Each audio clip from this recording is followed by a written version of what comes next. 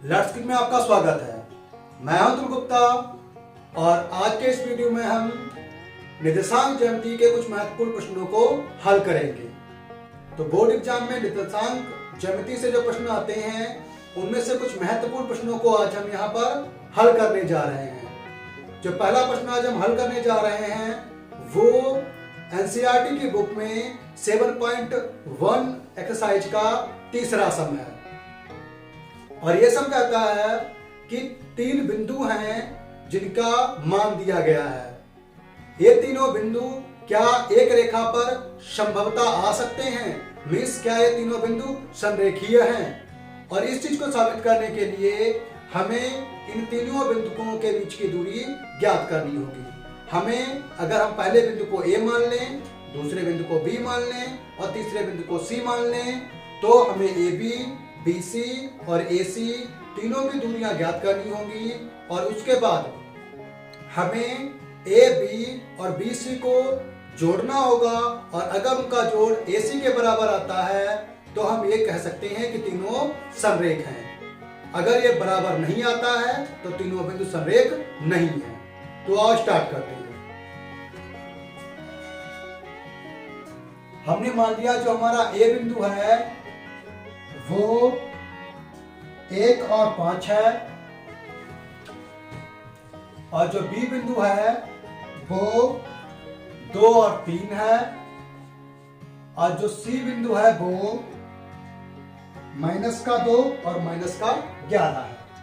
-2 और -11 है। तो ए और बी के बीच की दूरी, जो कि दूरी का फार्मूला है, उससे हम याद करेंगे A B equal √x2 - x1 का whole square plus y2 - y1 का होल स्क्वायर। जैसा कि पहले से हम इस टॉपिक पर वीडियो बना चुके हैं, उसमें मैं समझा चुका हूं। जो दूरी फार्मूले में जो x2 होता है वो दूसरा वाला बिंदु है उसके निर्देशांक होते हैं और y2 भी उसी का ही निर्देशांक होता है और x1 पहले वाले बिंदु का और y1 भी पहले वाले बिंदु का ही निर्देशांक होता है। तो यहाँ पर हम वैल्यू पुट करेंगे। x2 हमारा 2 है माइनस x1 जो है वो 1 है, दोनों का स्क्वायर कर देंगे, प्लस y2 3 है और जो y1 है वो 5 है, दोनों का स्क्वायर कर देंगे और पूरे के ऊपर अंडर रूट, इसको अब स्क्वायर रूट बोलते हैं, लगा देंगे। 2 से 1 को कम करते हैं 1 आता है और उसका भी स्क्वायर कर देंगे तो 1 ही आएगा, प्लस अगर हम 5 से 3 को कम कर दें तो 2 आता है और उसका अगर हम स्क्वायर कर देंगे तो हमारा 4 आएगा। अब इन पर अंडर रूट लगा देंगे, 4 और 1 5 होता है तो अंडर रूट का 5 आता है। इसी प्रकार हम B और C की दूरी ज्ञात कर लेते हैं। B और C बराबर क्या आएगा, तो मैं इसमें डायरेक्ट वैल्यू डाल दे रहा हूं। अब हमारा जो x2 होगा वो -2 होगा और जो x1 होगा वो ओनली 2 होगा और इसका स्क्वायर प्लस अब जो y2 होगा वो -11 होगा और इसी प्रकार जो y1 होगा वो 3 होगा, इसका भी स्क्वायर।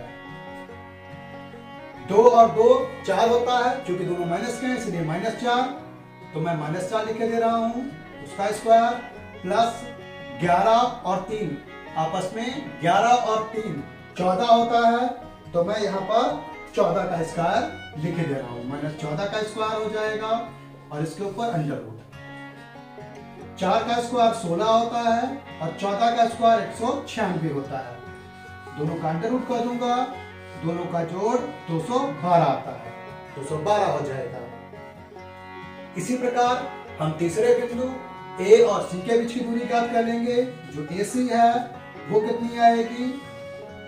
अब अगर हम यहाँ पर अपनी खुद की मर्जी से चाहे इसे पहला बिंदु मान सकता हूँ या इसे पहला बिंदु मान सकता हूँ, तो मैं इसे पहला बिंदु मान रहा हूँ और इसे दूसरा बिंदु मान रहा हूँ। तो पहला बिंदु जो है वो x1 और y1 होगा, दूसरा बिंदु जो होगा वो x2 और y2 होगा। तो हमारा पहला बिंदु -2, दूसरा बिंदु -1 हो जाएगा का स्क्वायर, प्लस ऐसे ही -11 और -5 का स्क्वायर इक्वल दोनों माइनस के तो 3 हो जाएगा। इसका अगर हम वर्ग कर देंगे तो 9 आ जाएगा, तो मैं डायरेक्ट 9 लिख दे रहा हूँ।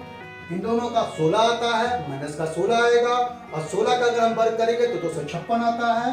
तो यहाँ पर 256 लिख लेंगे और हम इनका अंडर रूट में कर लेंगे, जिसको हम स्क्वायर रूट कहते हैं।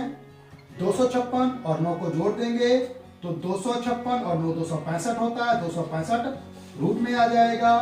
अब यहाँ पर रूट का 5 आया है, यहाँ पर रूट का 212 आया है, यहाँ पर रूट का 265 आया है।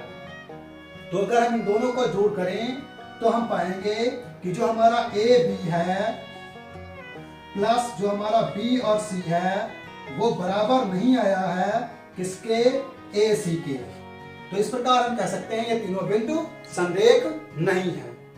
अगर हमारे ए बी प्लस बी और सी बराबर आता है ए सी, मतलब अगर हम इस प्रकार से कोई 3 पॉइंट रखें कि ये एक ए पॉइंट है, ये बी पॉइंट है और ये सी पॉइंट है, ए और बी के बीच की दूरी, बी और सी के बीच की दूरी बराबर ए और सी के बीच की दूरी आती है, तो इसका मतलब है तीनों लाइन से ही हैं, एक ही रेखा पर तीनों बिंदु हैं।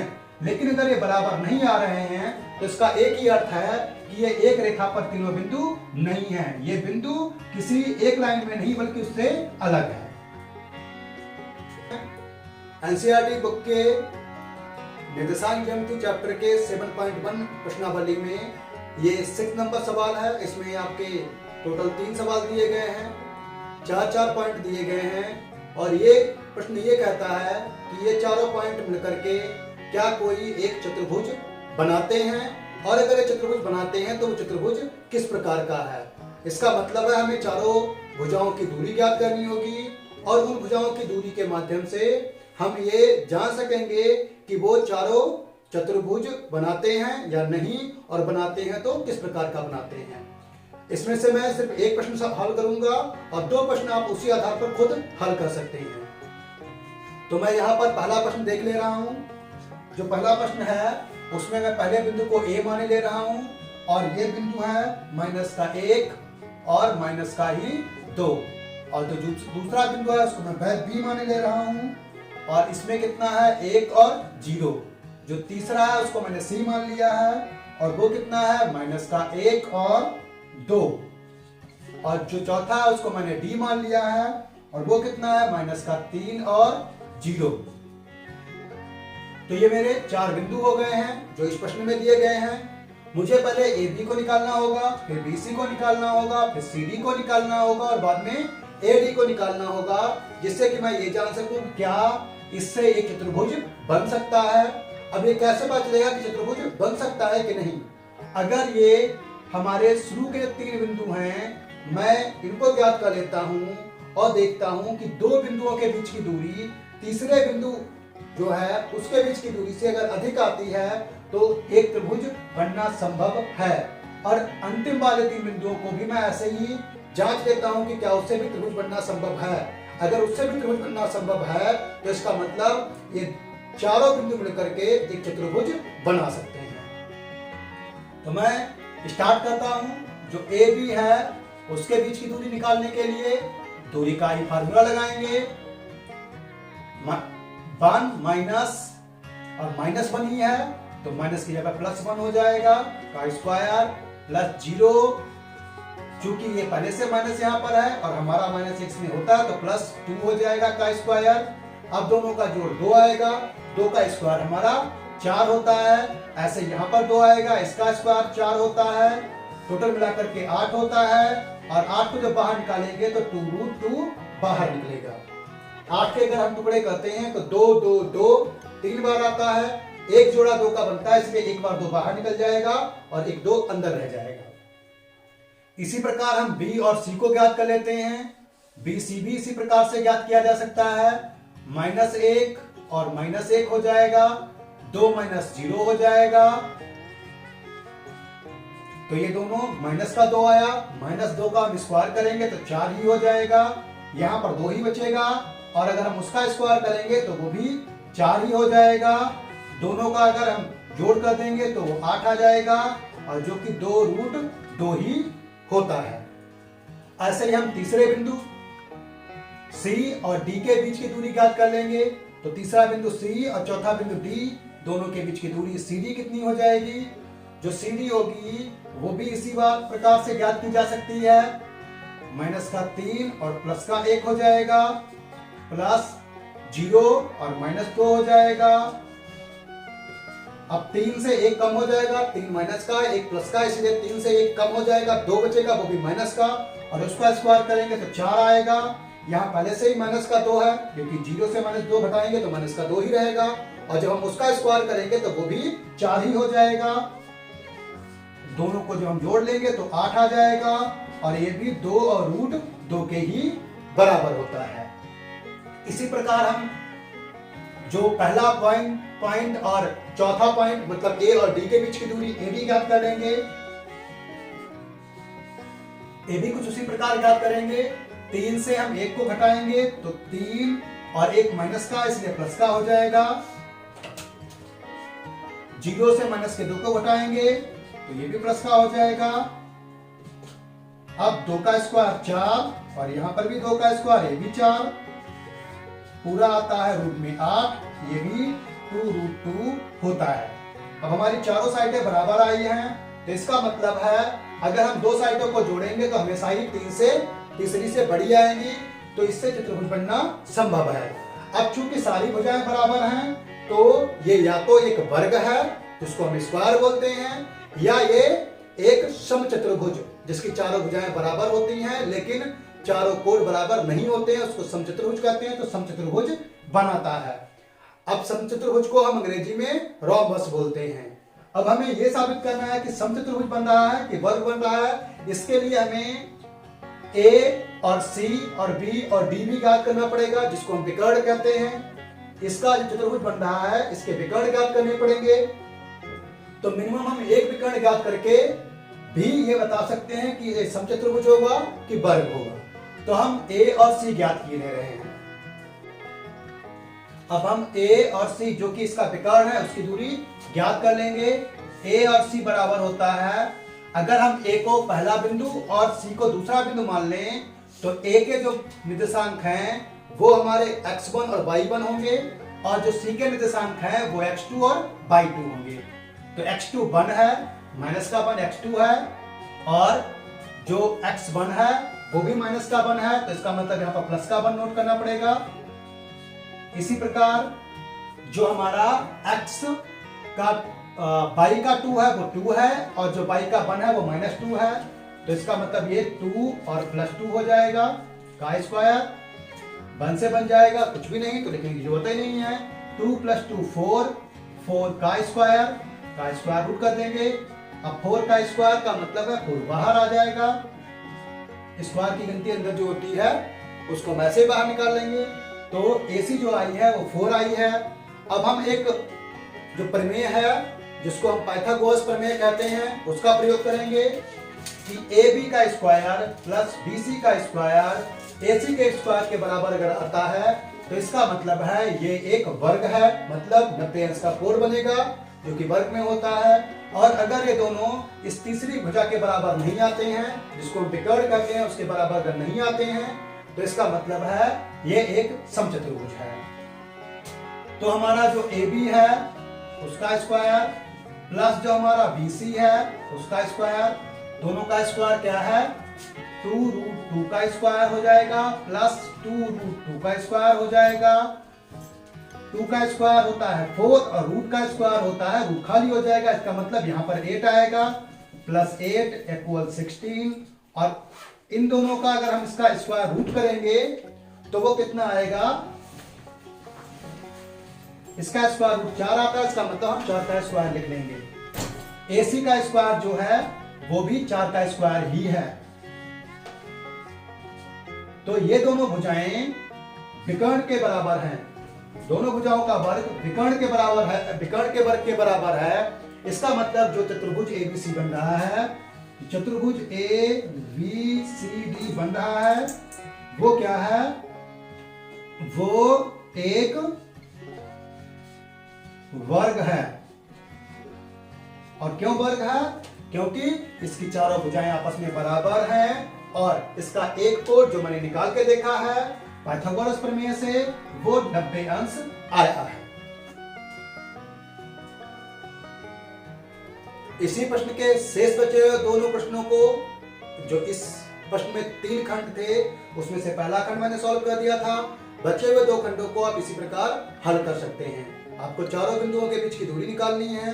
अगर दूरी एक जैसी आती है तो इसका मतलब है वो या तो वर्ग होगा या समचतुर्भुज होगा। फिर वो वर्ग है या समचतुर्भुज है, उसके लिए मैंने एक दूसरी विकर्ण की दूरी याद की और उससे प्रूव करने की कोशिश की, तो आप उसी प्रकार से हल करेंगे। लेकिन अगर चारों बिंदु बराबर नहीं आते हैं, 2 भुजाएं बराबर आती हैं, पहली और तीसरी तथा दूसरी और चौथी भुजा बराबर आती है, तो इसका मतलब है वह एक समांतर चतुर्भुज या एक आयत हो सकता है। तो उसके लिए भी आप फिर से विकर्ण ज्ञात करेंगे, जिससे कि आप साबित कर सकें कि ये कोण 90 का है या नहीं। अगर कोण 90 का साबित हो जाता है तो इसका मतलब वो एक आयत है, और अगर 90 का कोण साबित नहीं होता है, मीन्स दोनों भुजाओं की जो दूरी है उसका दोनों का स्क्वायर का योग अगर विकर्ण के स्क्वायर के बराबर नहीं आता है, तो इसका मतलब है वो एक आयत नहीं है, समांतर चतुर्भुज है। और अगर भुजाएं बराबर नहीं आती हैं तो इसका मतलब है वो एक विषम बाहु चतुर्भुज है। तो अगला प्रश्न भी इसी एक्सरसाइज से है।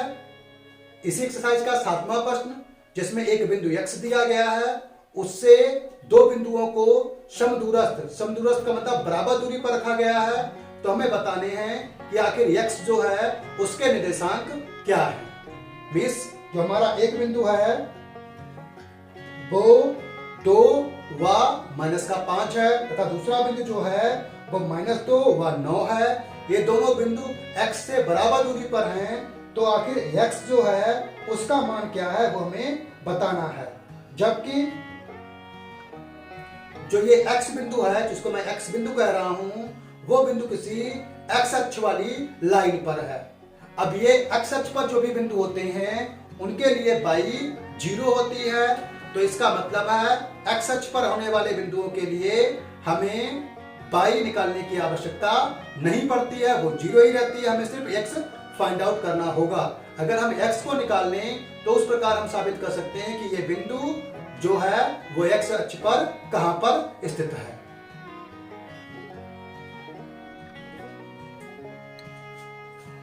अगर हम मान लें कि जो एक बिंदु है वो A है, उसके निर्देशांक कितने दिए गए हैं क्वेश्चन में, 2 व -5 दिए गए हैं, और दूसरा बिंदु जो है वो B है, उसके निर्देशांक -2 और 9 दिए गए हैं, और तीसरा बिंदु जो हमें ज्ञात करना है, जिसको मैंने x नाम दिया था, मैं उसको P लिखे ले रहा हूं, और मैं लिखे ले रहा हूं कि वो x अक्ष पर उसकी x है और y अक्ष के लिए उसकी दूरी 0 है, क्योंकि x अक्ष पर होने वाले बिंदुओं की y के लिए दूरी जो होती है उसमें जो y होती है वो हमेशा ही 0 रहती है। तो हमें इसको निकालना है। जबकि हम जानते हैं ये P बिंदु A और B से बराबर दूरी पर है, इसका मतलब A और B बराबर है B और P। तो हम लिख लेंगे AP बराबर है BP, ऐसा दिया गया है। तो इसीलिए AP A से P की दूरी रूट में जो हमारा A है उसको हम बिंदु 1 माने ले रहे हैं और P को 2 माने ले रहे हैं। तो x - 2 का स्क्वायर प्लस 0 -5, तो इसका मतलब प्लस ही हो जाएगा, 5 के स्क्वायर के बराबर हो जाएगा। और जो BP होगा वो भी इसी प्रकार x + 2 हो जाएगा और 0 - 9 का स्क्वायर हो जाएगा। अब हम इसको सॉल्व कर लेते हैं। जो पहले में दोनों संख्याएं जो हैं वो स्क्वायर में जो हैं उनको ना तो हम जोड़ सकते हैं ना ही घटा सकते हैं, क्योंकि उनमें से एक अक्षर है और एक संख्या है। अक्षरों को संख्याओं के साथ जोड़ा या घटाया नहीं जा सकता है, तो हम इसको ऐसे लिख लेंगे। दोनों के स्क्वायर रूट जो है उनको हटा देंगे। इसका जो स्क्वायर रूट है उसको इसके स्क्वायर रूट के साथ हमने हटा लिया है, दोनों एक जैसे थे कैंसिल कर दिए हैं। तो यहाँ x - 2 का स्क्वायर आ जाएगा प्लस ये 5 और 0 का जोड़ 5 ही होता है, उसका स्क्वायर करेंगे तो 25 आ जाएगा।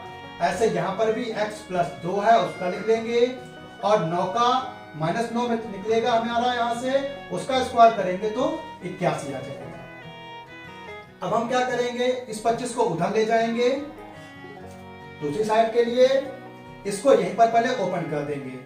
x माइनस 2 का होल स्क्वायर, तो एक फार्मूला होता है, आपने छोटे क्लास से भी पढ़ा होगा, a प्लस बी का होल स्क्वायर बराबर a का स्क्वायर प्लस b का स्क्वायर प्लस 2 गुणे a गुणे b। हम उसी का यहाँ पर प्रयोग करेंगे। प्लस वाले के लिए प्लस का साइन होता है और माइनस वाले के लिए माइनस का साइन आता है। यहाँ पर प्लस का है तो हम प्लस वाला लगाएंगे, माइनस है तो माइनस का लगाएंगे। फार्मूला प्लस और माइनस के लिए लगभग सेम है। a square plus b square plus 2ab, ये प्लस वाले के लिए है। a square plus b square minus 2ab, ये माइनस वाले के लिए है। तो हमारा a का स्क्वायर मतलब पहले वाले पद का स्क्वायर, तो हमारा x स्क्वायर हो जाएगा, प्लस b का स्क्वायर मतलब 2 का स्क्वायर, तो 4 हो जाएगा। फिर उसके बाद माइनस 2 और फिर a और b, तो यहाँ पर a है x और b है 2, तो 2 और x की गुणा 2x हो गई और उसकी 2 से गुणा तो 4x हो जाएगी। इसी प्रकार सेम इधर लिख लेंगे, x square plus 4 plus 4x, और ये 81 था ही, 25 उधर माइनस हो गया तो 25 और लिख लेंगे। अब दोनों साइड में x एक जैसा है, हम कैंसिल कर सकते हैं। यहाँ हमारे पास माइनस का 4x है और इस वाली गिनती को भी हम इधर ही लिखे ले रहे हैं, तो माइनस का 4x माइनस का 4x एक और हो जाएगा इक्वल, इस वाली गिनती को हम उधर ले जा रहे हैं, तो ये हमारे पास कितना है 81 और 4 ये है 85 हो जाएगा। 85 से जब हम 25 घटाएंगे तो 85 से 25 घटाने पर हमारा 60 बचेगा और ये 4 उधर माइनस का हो जाएगा तो 4 कम कर देंगे। अब यहाँ पर माइनस का 8x आया है और यहाँ पर 56 आया है। अगर हम 8 से 56 को डिवाइड कर दें तो हम जानते हैं 56 अपॉन में माइनस का 8 डिवाइड करेंगे तो माइनस का 7 बचेगा, तो x इक्वल माइनस 7 आया है। इसका मतलब जो बिंदु है, जो बिंदु P है, तो P क्या है माइनस का 7,0 है और यही हमें ज्ञात करना था। हमें ज्ञात करना था कि आखिर ये बिंदु जो कि x अक्ष पर है उसके निर्देशांक क्या हैं। तो जो बिंदु x अक्ष पर है वो बिंदु हमने यहाँ पर P लिया था, उसके निर्देशांक -7 व 0 है। इसी प्रश्नावली में आने वाला जो प्रश्न नंबर 8 है उसको हम हल करेंगे। प्रश्न नंबर 8 क्या कहता है कि दो बिंदु हैं जिनमें से एक बिंदु की पूरी वैल्यू दी गई है और दूसरे बिंदु की वैल्यू में y की वैल्यू नहीं दी गई है और इन दोनों बिंदुओं के बीच की दूरी दी गई है, तो हमें y की वैल्यू फाइंड आउट करनी है। हमारे पास दो बिंदु हैं, एक P है तो हमने P लिख लिया। P इक्वल कितना दिया गया है 2 और माइनस का 3 है। एक Q है जो कितना 10 और 22 है। दूरी जो है P और Q के बीच की दूरी जो है वो 10 इकाई दी गई है। हमें y ज्ञात करनी है। तो जैसा कि हमें पता है जो दूरी का फार्मूला है वो कहता है P और Q के बीच की दूरी बराबर क्या होगी, जो P है और Q है उसके निर्देशांक अगर हम इसको x2 माने, इसको x1 माने, तो 10 - 2 का whole square plus y minus और माइनस का 3 है तो प्लस का 3 कर लो का स्क्वायर हो जाएगा। PQ 10 दिया गया तो हम यहाँ पर 10 लिख लेंगे और यहाँ पर 10 में से 2 जाएगा तो 8 का स्क्वायर प्लस ये जैसा लिखा था y प्लस 3 का स्क्वायर ही लिख लेंगे। स्क्वायर रूट अगर हम इधर से हटाते हैं तो बदले में इधर स्क्वायर आ जाता है, तो 10 का स्क्वायर 100 होता है वो हम लिख लेंगे और इधर से स्क्वायर रूट हटा देंगे। 8 का स्क्वायर जो होता है वो 64 होता है लिख लेंगे। और जैसा कि हमने पीछे सब में x प्लस y का होल स्क्वायर फार्मूला लगा करके इस ब्रैकेट्स को खोला था वैसे ही इसमें भी हम कर लेंगे।